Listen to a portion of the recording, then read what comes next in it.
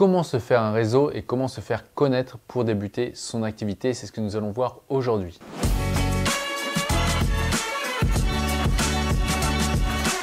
Bonjour, ici Pierre, fondateur de l'Académie de l'Haute Performance. On accompagne des sportifs, entrepreneurs et hautes performeurs à se libérer de la peur d'échouer et être confiants et sereins dans le domaine compétitif. Je suis aussi l'auteur de plusieurs ouvrages que vous pouvez retrouver dans le lien dans la description.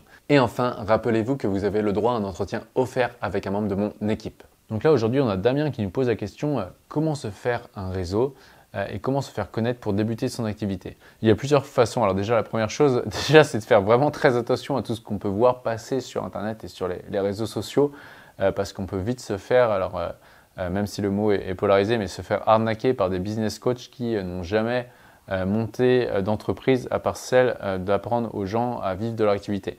Le premier point pour ça, c'est vraiment déjà se dépolluer des réseaux sociaux parce que les choses ne viennent pas en claquant des doigts. Moi, j'ai envie de dire que pour se faire un réseau et débuter son activité, encore une fois, c'est avoir une vision à long terme. Pour moi, c'est vraiment être dans le don. Okay, quand on commence, on n'a pas fait ses preuves, on a tout approuvé. Et du coup, là, c'est ne pas avoir peur d'offrir, par exemple, si c'est pour du coaching, d'offrir des séances. On offre des séances en échange d'un témoignage, par exemple, ou des choses comme ça. Mais au moins, on va prouver, on va déjà se prouver qu'on a une réelle expertise en ayant des résultats avec les gens que l'on accompagne. Et deux, eh bien, on va avoir les premières personnes qui sont convaincues et en échange, vont pouvoir parler de nous, par exemple. Ça, c'est la première chose. Donc, être dans le don, ne pas hésiter à faire des conférences, à faire des visioconférences, à faire des vidéos YouTube, à apporter de la valeur de manière gratuite et le faire vraiment massivement jusqu'à temps qu'on soit repéré par les autres. Alors, quand j'ai commencé justement sur les réseaux à l'époque, j'avais vraiment tellement envie de partager que j'ai commencé à faire plein de vidéos YouTube sur différents sujets qui me venaient. Mais mon envie de partager était plus forte que ma peur d'être jugé. Donc si vous allez vous amuser, vous regardez la chaîne Académie de l'Haute Performance, vous triez les vidéos par la date d'ancienneté, vous allez pouvoir rigoler et de voir que finalement, même quand on ne sait pas trop parler devant une caméra, eh bien, on peut faire des vidéos et déjà aider des gens, puisque déjà à l'époque, j'avais des commentaires de personnes qui se sentaient aidées. Ensuite, pour débuter son activité, c'est une fois qu'on a le savoir-faire, c'est le faire savoir. Pour ça, à titre perso, quand j'avais commencé, j'avais envoyé à tous mes contacts, voilà, je viens de commencer mon activité. Alors à l'époque, en 2015-16, c'était hypnose. Je viens de commencer mon activité d'hypnose. Vous êtes dans mes bases mail. Du coup, voici, je vous fais un tarif pour les premières séances. J'avais dû faire, je sais pas, 10-15 euros de réduction pour la première séance. Et parlez-en, merci d'en parler autour de vous. Voici où je me suis formé, voici ce que je peux faire et qui je peux accompagner. Donc à chaque fois, après, on va parler en termes de problèmes que l'on résout. Donc c'est important de travailler son pitch et de dire j'aide qui à faire quoi. Okay, donc le j'aide qui à faire quoi va permettre aux gens de nous identifier comme un spécialiste de quelque chose et de pouvoir venir nous voir pour cette spécialisation.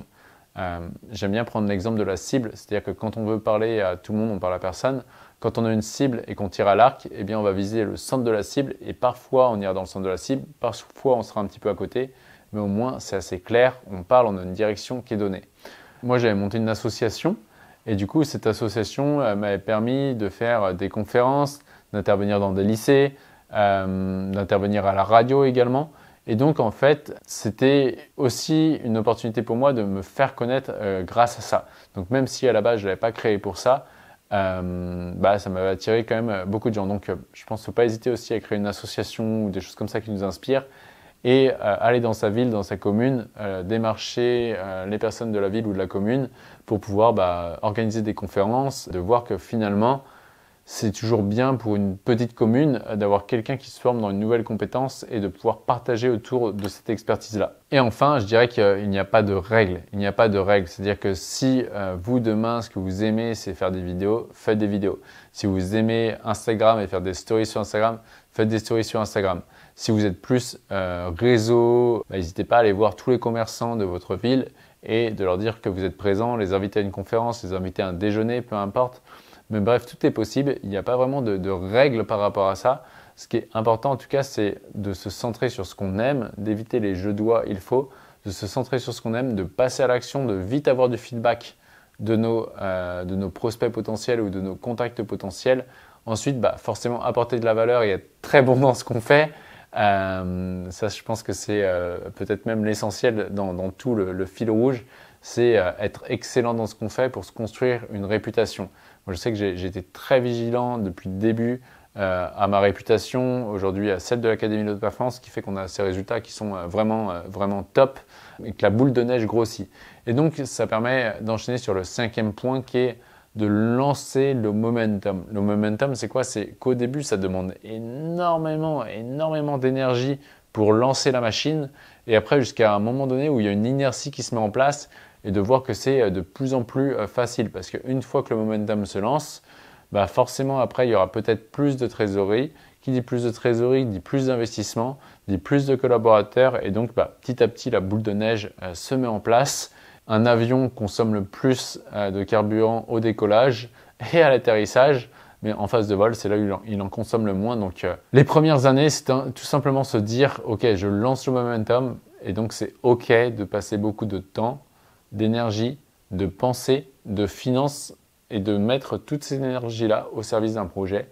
Et plus on met temps, pensée, énergie, finances dans un seul endroit, plus forcément le momentum se lance, et plus on va aller très vite à avoir des résultats. Et voici pour cet épisode. Si vous avez aimé, pensez au like qui fait toujours plaisir. Pensez également à mettre des étoiles selon la plateforme sur laquelle vous êtes. Et enfin, pour ceux qui veulent aller beaucoup plus vite, beaucoup plus loin, pensez à réserver un entretien offert avec un membre de mon équipe. Et enfin, rappelez-vous, l'important n'est pas ce que vous faites, mais qui vous devenez. Ciao!